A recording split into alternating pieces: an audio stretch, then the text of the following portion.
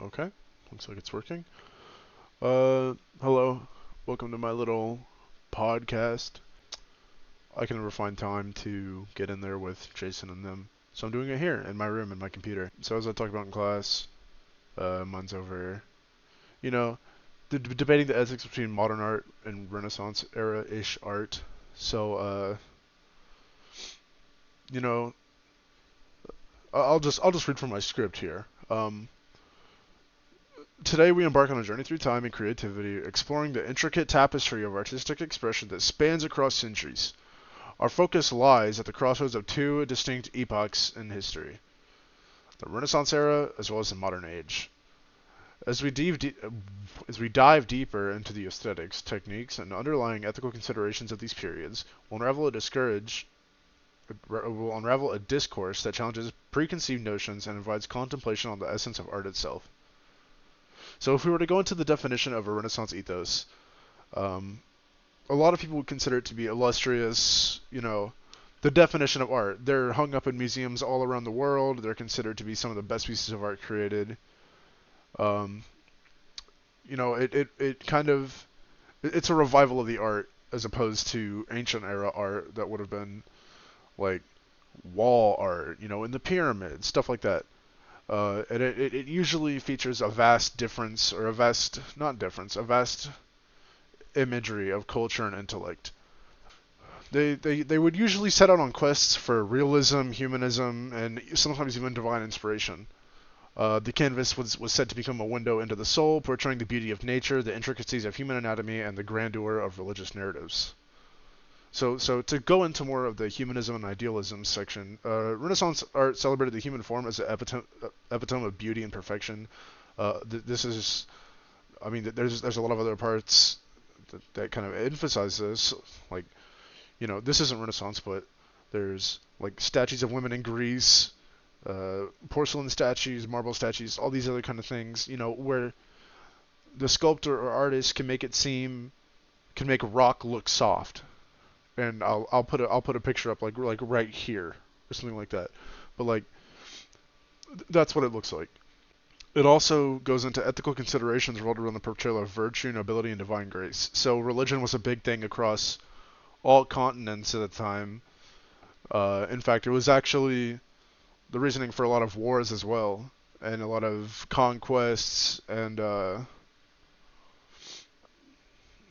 can't remember the name of it. You know what I mean. Um, but it was the meaning behind a lot of actions taken all across the world. Big actions, not small little decisions here and there, like big monumental changes for a country's shift in attitude, or um, a country's mindset towards a certain thing, action, plan. Uh, Lastly, covering this little section, artists like Leonardo da Vinci and Michelangelo embodied the ethos of humanism, viewing their works with a sense of reverence for life and intellect. Da Vinci's most famous piece, as we all know, is the Mona Lisa. I think it shows like the most pure form of a smile. I know there's rumors that it's a man, um, or his early staging of models was a man, but those are two of the most widely known Renaissance era artists in the world. Well, Michelangelo, most famous for, about three different things. There's the Sistine Chapel ceiling, which will go right here. There's David of Michelangelo, which will go right here. I actually drew that in art class last year, and the creation of Adam, which will just right here. Um, all of these are religious figures. The Sistine Chapel is literally one of the biggest scale works of art in a religious setting, like in a divine area. It's a literal church. It's the ceiling of a church, the Sistine Chapel. David is a religious figure. You know, I'm gonna be honest. I'm not a religious person, so I don't exactly know what from, but I do know he is from Christian roots. And the creation of Adam, which is widely known as the whole, this thing, with God reaching down to touch Adam on his finger. Michelangelo is widely renowned as one of the best artists in his era of, religious interpretations through art. Secondly, I'd like to go through patronage and power. Renaissance art was often commissioned by wealthy patrons, including monarchs, clergy, and merchants. That's why you see so many portrait paintings of royalty throughout the years. Famous artists would go and paint them. And actually, a fun little fact: as the if they were a descendant of royalty, so like a prince, something like that, throughout the years, instead of making brand new paintings, they would paint over them, and that is depicted a few times. Technology nowadays has grown to the point where we can do X-rays of the painting to find the different levels of paint, and it has shown various scans of, you know, the royal noble figure growing up, and I personally think that's a really cool thing. Um, Secondly, ethical dilemmas arose from the alignment of artistic vision with the interests of patrons, leading to censorship and political influence. Back to what I was saying, um, religion had a very strong political influence in the Renaissance times. Massive. I mean, it's every country had some sort of prime religion that they followed and based their government and lives around on.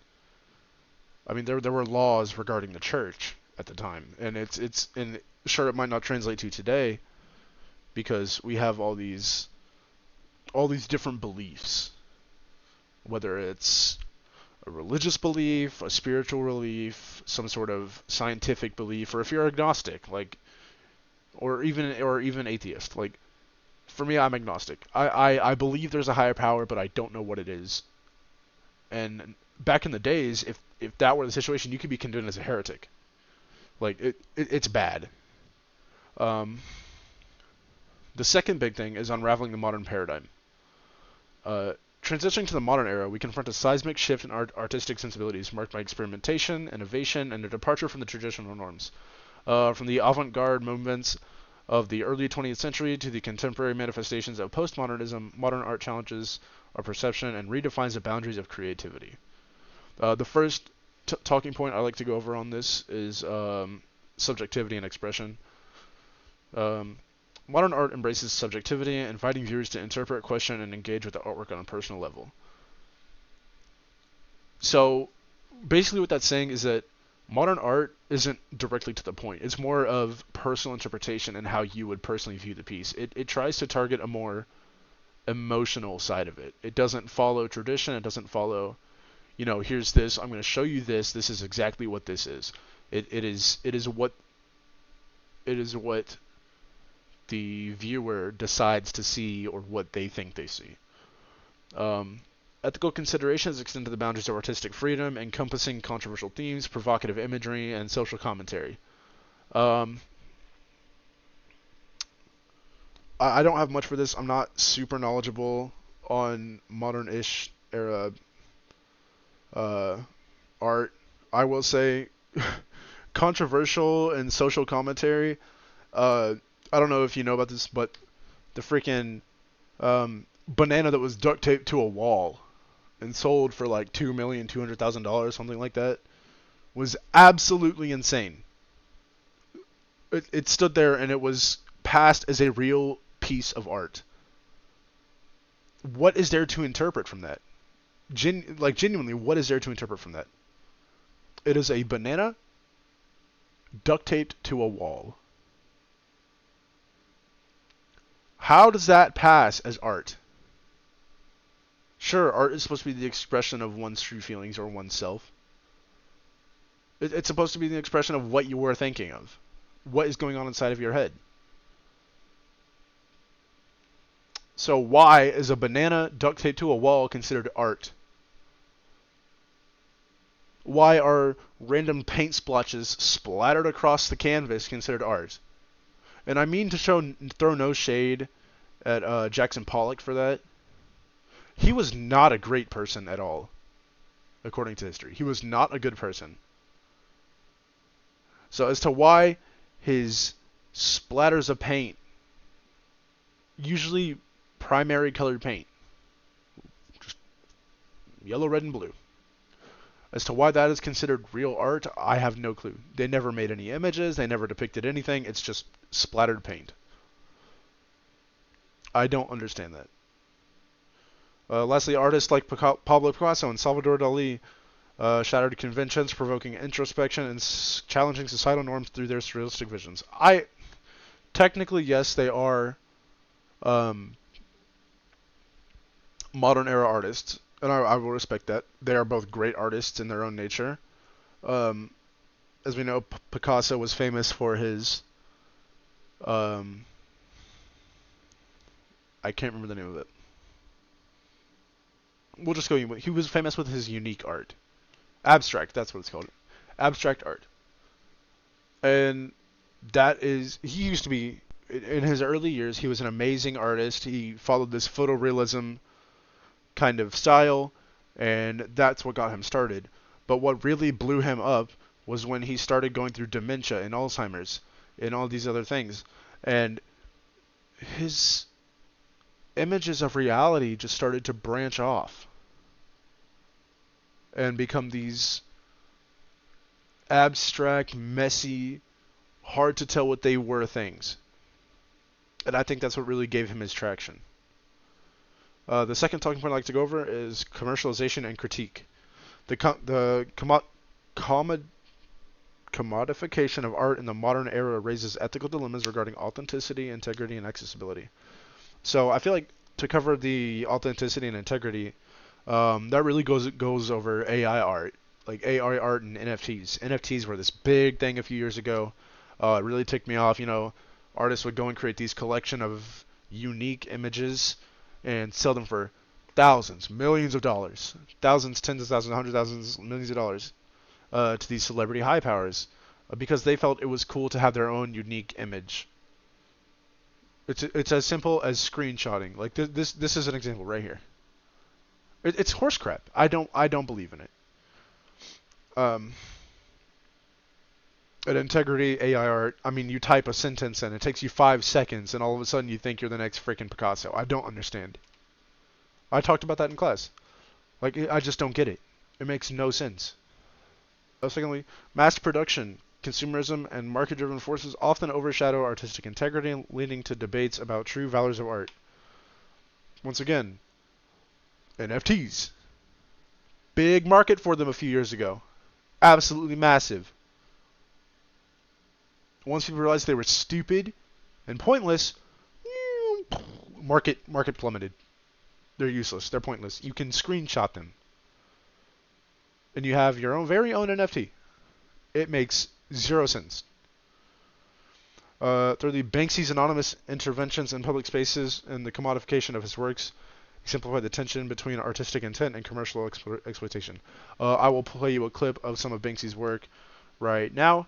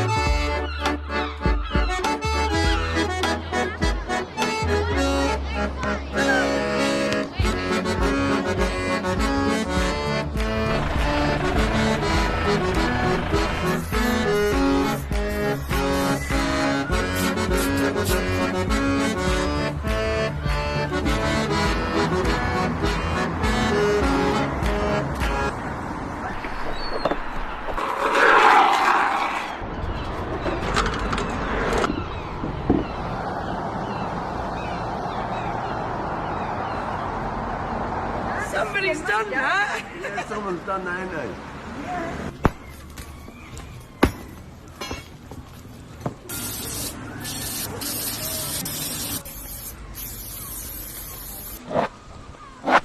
That looks like mindless vandalism, though, doesn't it?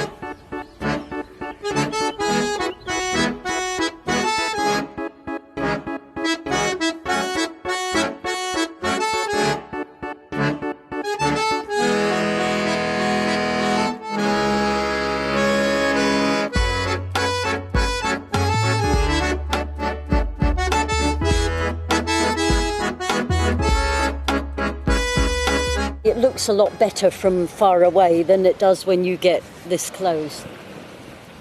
And that's Banksy.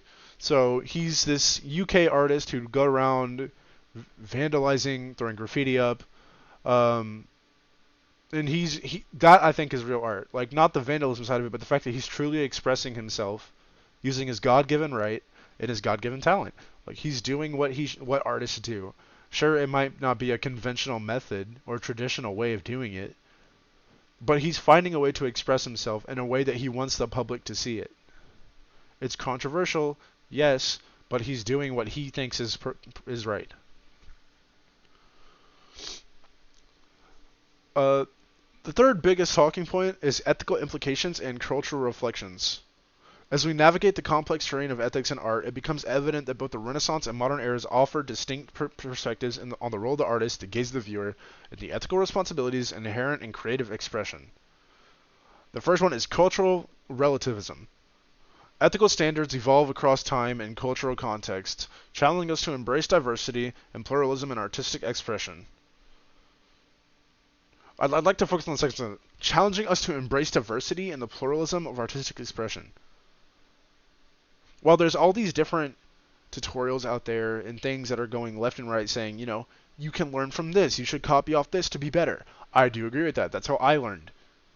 But realistically, in the end, you should be adapting to your own style and what makes you unique. That's the whole point of art, to be unique, to show off your unique side, to show off what is really going on inside of your mind, not what is going off inside of everybody else's mind. Art is used to show your true self. And I wish people would realize that, because it just delegitimizes a lot of work. Because someone will put their heart and soul to it, and it might not look the best compared to others, but comparison is the enemy of all joy. Like, I know this because I compare myself to other works all the time, and I feel disappointed by some of my art, but like, throughout the years, I've noticed that I've gotten better compared to how I used to be. And sure, I might use some of those methods, but in the end, it all comes from me developing my own style and growing off of that. Like, I will use other people's work in the sense that I will learn from it. I won't copy it and sell it off as my own. I will use it myself to grow. I'll use it to learn as an artist. I will use it to be better with my own work. Second one, what may be deemed ethically acceptable in one era or culture could be contentious or taboo in another, underscoring the dynamic nature of ethical disclosure. So the Greek, during the peak of the Greek Empire, and Roman Empire even, there was a lot of nudity depicted in their artwork. And so there were some countries, some nations, some territories that saw that as provocative and outright disrespectful towards their own culture. Now, I don't think there were ever any major complications or conflicts based off of it, but it definitely that follows the taboo and contentious baseline that they're talking about. So next is social responsibility. Artists wield a unique power to shape public discourse, challenging injustice, and inspire change through their creative endeavors. Banksy is a perfect example. He has gained a massive social following through his art. In fact, YouTube has created lives for a bunch of artists, animators, anything, musicians, because art isn't always going to be a physical capture of it. It's not going to be this thing you can just see with your eyes. It takes many different forms, whether it's music, whether it's, some sort of other craft. It's not always going to be a physical manifestation. And I feel like that influences so much different uniqueness and creativity and so many other varying forms of how people can truly feel to express themselves. Poems, essays, writing, sports even, and podcasts like this. Podcasts have blown up over the last few years because people feel like they have a safe platform where they can come and talk to the public about what they are feeling without having to actually talk to people. Like, I respect, like, I feel great right now. This is my first time ever really doing a podcast, and this feels amazing. I love this. I love getting to talk to you. But if I were doing this in class, I would not feel great about it because I feel like I would have everybody's eyes on me, and I could not handle that. I have intense stage fright, and it would just completely screw my mind. The last thing I want to talk about is ethical dilemmas arise when artists confront issues of censorship, cultural appropriation, or the exploitation of vulnerable communities in a pursuit of artistic innovation. So the biggest thing I want to talk about there is censorship. With how governments are nowadays, they have limits as to what they feel like they can display or what can legally be displayed. Whether it's depiction of contraband, depiction of hate speech, or anything of the sort. It just completely violates what the government deems fit for the public sight. I mean, the UK government has tried to censor Banksy forever, and I know I keep rounding around back to him, but he covers so many of these important points in both modern and Renaissance era arts. He's like he's just a really good example for it, and I feel like I could talk like the whole 30 minutes here alone on Banksy. And I feel like if I was talking with someone else, this would be a longer podcast, and I'm sorry, it's not. It's only me. I couldn't find anyone else besides Professor Bork to do this with, but he's been busy every time I try to get him to do it, and I completely understand. He's a professor. It's finals week. He's doing his job, and I should have come to him sooner about it. I should have taken care of this a lot sooner, and that's my apologies. But, I mean, yeah, I just feel like that's really the biggest thing is censorship. Cultural appropriation is something that is mainly based off of your own interpretation, especially with how sensitive people are nowadays due to the government and media's like dampening of their sensitivity and exploitation of vulnerable communities. That's basically the same thing as cultural appropriation or hate speech. But like censorship just has such a strong power. I think that's really well depicted in the novel Fahrenheit 451. I mean, the whole thing is about censorship and finding ways around it. But to conclude this, in conclusion, the debate surrounding the ethics of modern art versus Renaissance era art transcends mere aesthetic preferences, delving into the very fabric of human consciousness and societal values. While Renaissance art venerates tradition, humanism, and divine beauty, modern art pushes the boundaries of convention, challenging us to confront uncomfortable truths and reimagine the world anew. As we investigate this labyrinth of artistic expression, let us embrace the diversity of voices, perspectives, and ethical frameworks that enrich our understanding of art's timeless allure. Thank you so much for watching this. Thank you so much for listening. I know I'm going to be turning in late, and I apologize for that. I hope you enjoyed it. Thank you for such a great semester, Professor Buby. I really enjoyed being in your class, and if this gets shown in class by some degree, thank you guys for listening, and have a great summer, y'all.